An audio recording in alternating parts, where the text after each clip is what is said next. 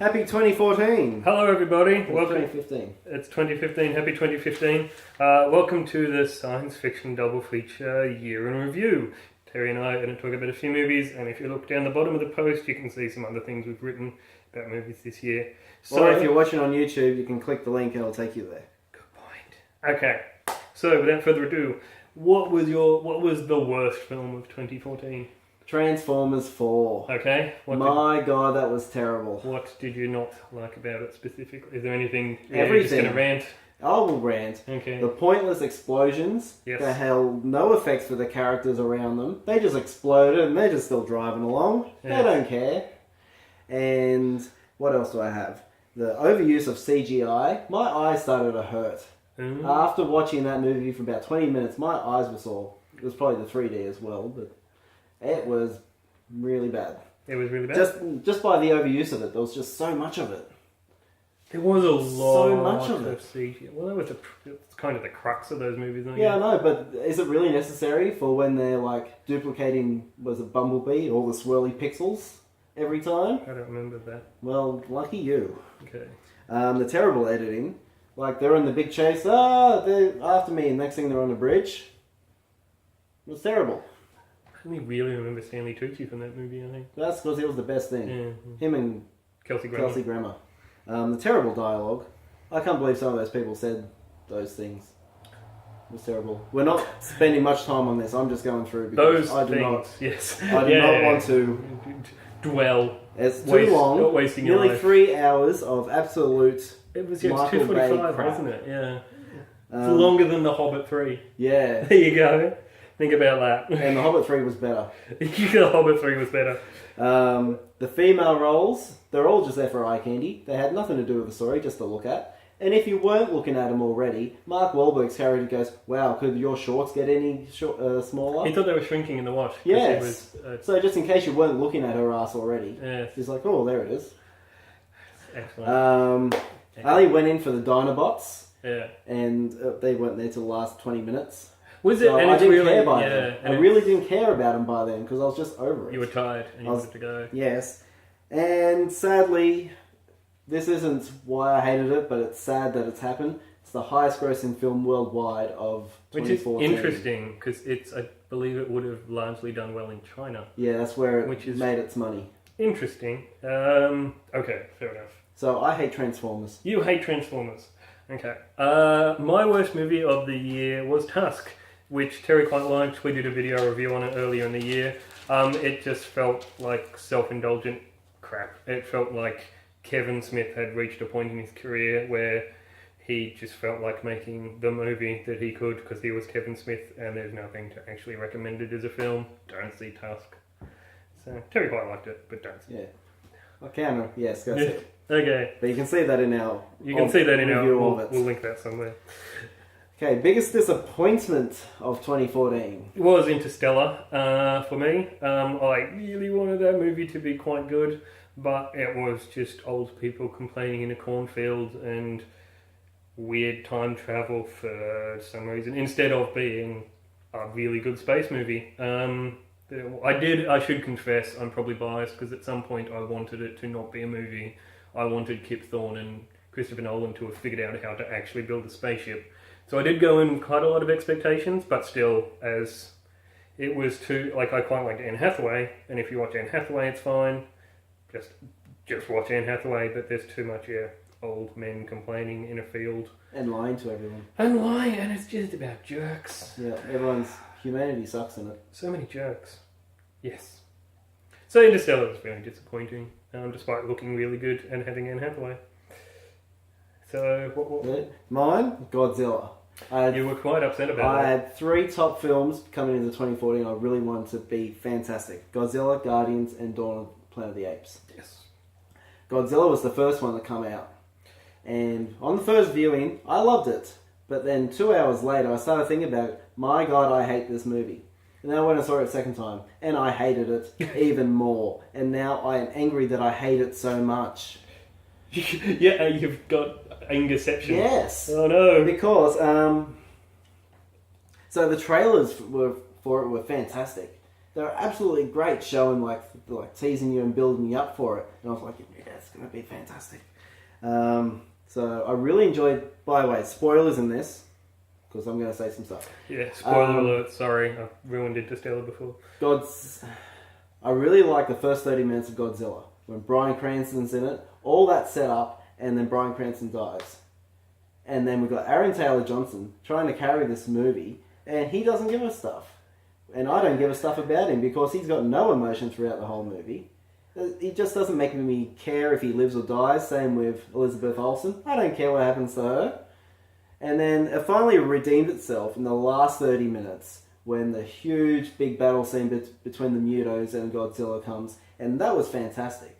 Everything Godzilla was in was fantastic, but that big stinking chunk in the middle was just terrible. Did you like that Godzilla was friend to man?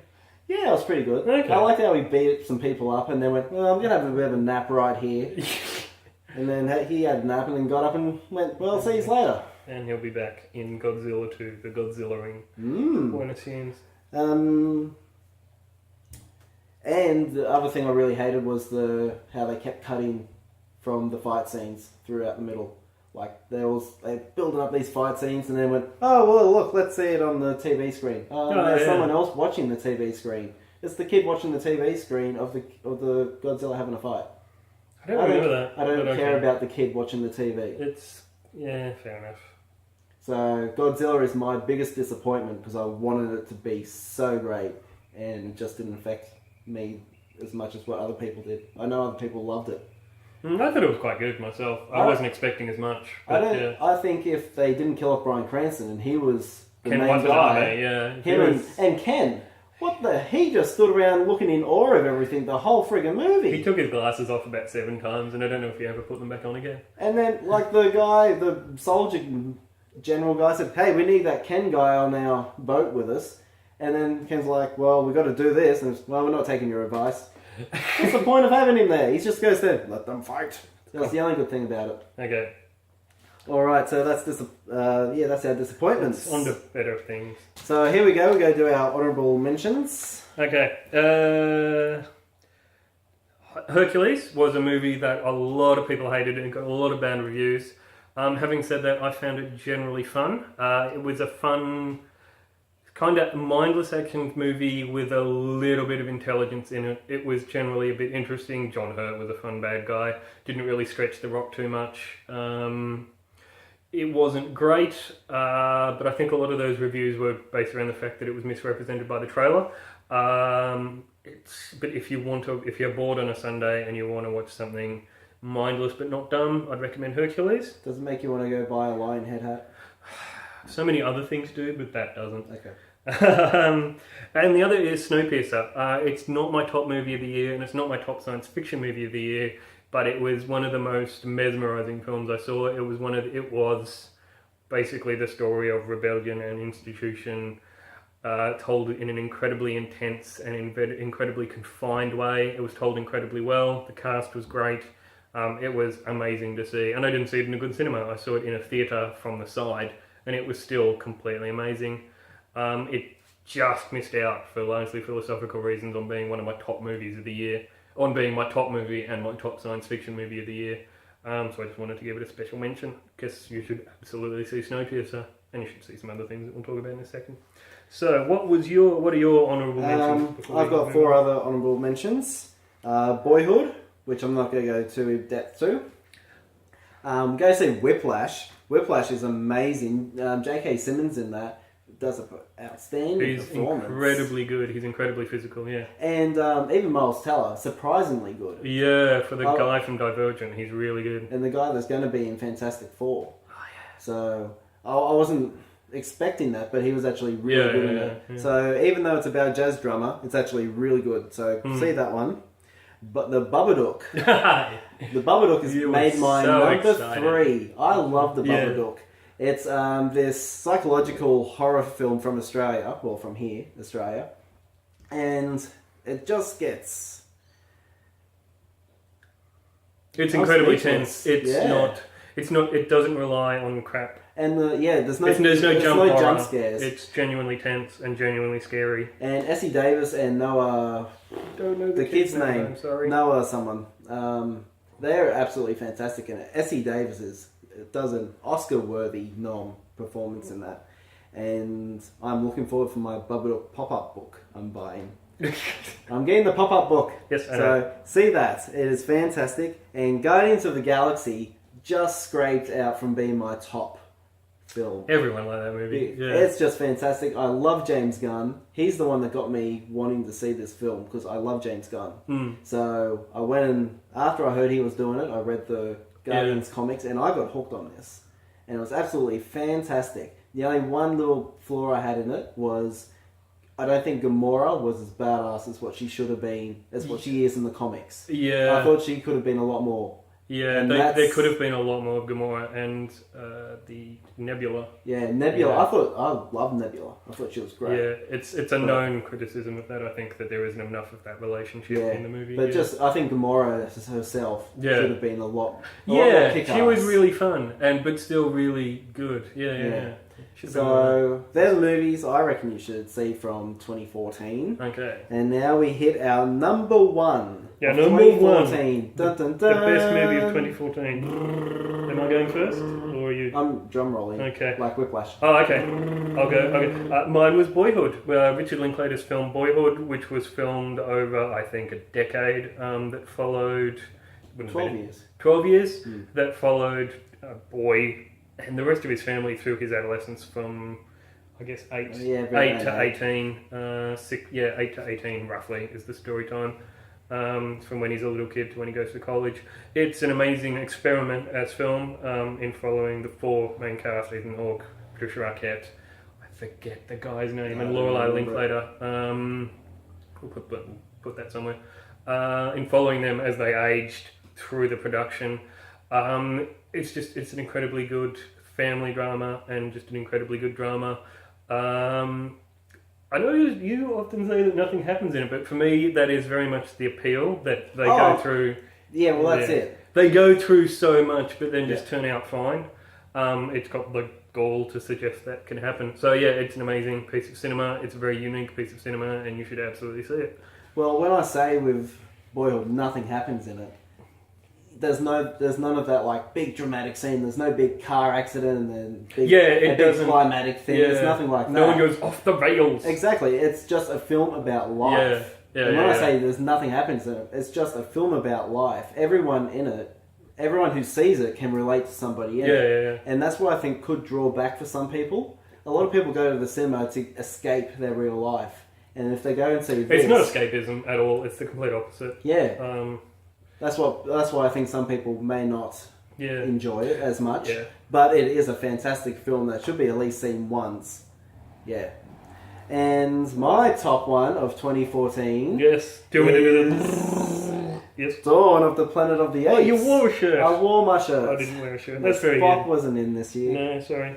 Dawn of the Planet of the Apes was my number one film. And I had to make notes because I didn't want to forget anything. It's so long. Yes, carry on. Yes. So I think Matt Reeves did a fabulous job at actually focusing on the ape story. Instead of just like being like all the humans and the apes are in the jungle causing havoc. They actually focus on the ape story and then you get to learn their characters and see how human these apes actually are. And so, yeah, I could watch the whole movie just of that first 10-20 minutes of just the apes doing their stuff. I could watch 2 hours of that, just them signing and watching their society be that without any human interaction. I really could. Caesar and Cobra were fantastic characters, how they bounced off each other. Like one had the great human backstory and one had a terrible human backstory. And the balance between them was really good. It was like Game of Thrones, but with much less to remember. Yeah. And you can see the loyalty they had to each other. Yeah, it was a very strong... And then the friction that's caused between them once the humans show up and that. And I think a lot of this is should be credited to Andy Serkis and Toby Kebbell, who plays Caesar and Cobra. Because that motion capture and stuff they did is absolutely phenomenal. Being able to act like that and have all these cameras all over you on stilts, more or less, and then still get that performance Well, out of them. stilts, okay. Well, they had stuff to extend their arms Oh, okay. and Yeah, okay. for the motion capture. And the CGI was remarkable. You could see every hair on their face. Yeah, it was like... Yeah. The exact opposite of Transformers. It was absolutely fantastic, the CGI and the motion capture that went into that. So, credit to them. So, the other thing that I really loved about Dawn of the Planet of the Apes was the society that was created in there.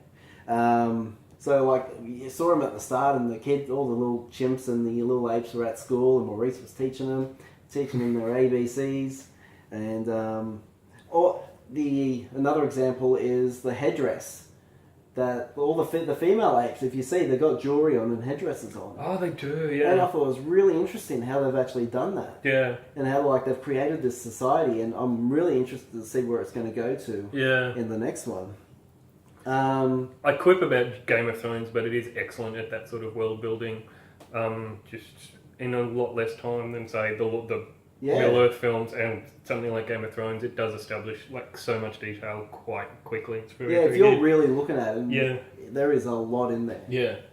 The other thing I wanted to mention is the score in it, because a lot of it, like the start of stuff, really resembles some of it from the 1960s Planet of the Apes. It does do that, doesn't it? And I love that nod back to the original, because I'm a huge Apes fan. I love Charlton Heston's one.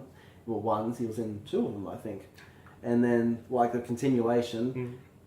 Tim Burton's was... You could leave it out. You don't have to watch that one. Yeah, Marky Mark. Yeah, they tried to reboot it again and it kind of failed. Rise was fantastic, and this has just grown on it even more. So, and if you look at the names and all the score music, they're all puns. Like the first one's called... I can't remember. Okay. Did you go ape? I did. That's good. I even say chimpanzee it again. Oh god. Yeah, that's really bad. Read the thing. And the last point I've got is the two species, like the humans and the apes in it, they think they're just so different from each other. But really, they are pretty much the same. Like, they've got the same values and they've got the same worries and all this, and the same nature. They're both distrusting of each other. But, like, Gary Oldman is not a villain. He's doing what he thinks is right for his people. Cobra is not... He's a villain, but he's not a villain. He's doing what he thinks is right for his... He's ruthless, but he's well-motivated. That's what I like there. Yeah. And the nature of the values of both species are very similar, even though they think they're different. And it actually shows how human the apes are, and also reflects on the society we live in today. There you go. So that is why I love Dawn of the Planet of the Apes. If you're doing the HSC, consider doing Dawn of the Apes. That's right. Planet of the Apes. Okay. Alright, let's get to our last question. Okay, so that Boyhood, Dawn of the Planet of the Apes, see them both. See both of them. Okay. What 2015. Yes. We're in the new year. Yes. Am I going first? You can go first. Okay. I'm really looking forward to Chappie because I love robots and people who are wearing skins. It's got Dev Patel from Skins, and it's a robot that learns to love. There also seem to be some cool cyberpunk people, and it just looks amazing. I really like Neil Blomkamp stuff. It looks like Short Circuit. It looks like Short Circuit, but done well, like with less racist jokes and rude robots and more tenderness and conflict. Your mother was a leaf blower. Quite you. So it looks very, very good. So I'm very excited about Chappie. Robots. I'm also inevitably excited about Star Wars Episode 7, The Force Awakens, because I love Star Wars. Less so than Chappie, I'm kind of resigned to the fact that maybe J.J. Abrams won't do a particularly good movie. Very excited from what I've seen so far, but potentially he won't. But I don't care. I have my DVDs with the theatrical releases on them, so I don't really care what anyone else does with this franchise. I'm looking forward to in Star Wars the practical effects. You know how we saw the little puppets and stuff? The Puppet Man, and there's an actual prop of the X-Wing. I'm actually really looking forward to the practical effects, and not so much like a blend of the CGI and practical effects in it. Yeah, so it will be. Yeah, that'll that's be. That's what I'm looking forward to most in seeing Star Wars. But swooshy Millennium Falcon. My top of 2015 is Jurassic World. Jurassic Park, the original, is my most favourite film ever. That was a bit of a weird note I just hit.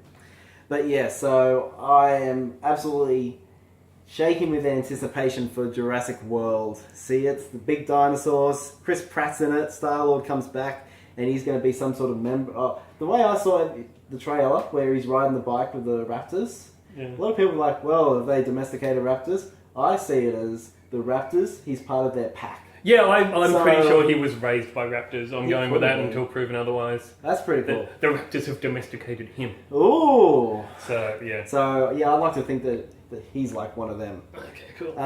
And that's... So that's it for it. the review. We've just got a little bit of detail here. We're going to thank some people. Thank you. So, and by the way, before we get to thank you for participating in all our polls and that, because you guys voted Star Wars as your most anticipated movie of 2015. Good work. That was very fun. You're ruining our banter. Okay, some thanks. So I'd like to first thank my girlfriend Anne. What for? For just being great. Good work, Anne. Good work. I knew you'd screw that up for me. I'd also like to thank some people from the meetup groups that I've been to in Auckland, from the Sci-Fi group, Jude, Kami and Kelly for organising things, and from the I Heart Bad Movies group, Dre and Rudy for doing the same. I'd also like to thank my co-bloggers Terry and Renee, and our guest blogger Sam. And yes, of course, thank you for reading our stuff and watching our stuff and voting in our polls and talking to us on the internet. I've got one more thing to do. Oh, yes? My lovely wife, Bree, thank you. You're my proofreader of life. So, good work. Thank you. And keep watching 2015. We've got some very exciting things coming. Yes, we do. And so, yeah, build us up. Share us with your friends. Like us everywhere. We're going to be around for a little bit longer yet. So, thank you very much, everyone out there who's watching. Thanks very much. Okay, bye. Bye.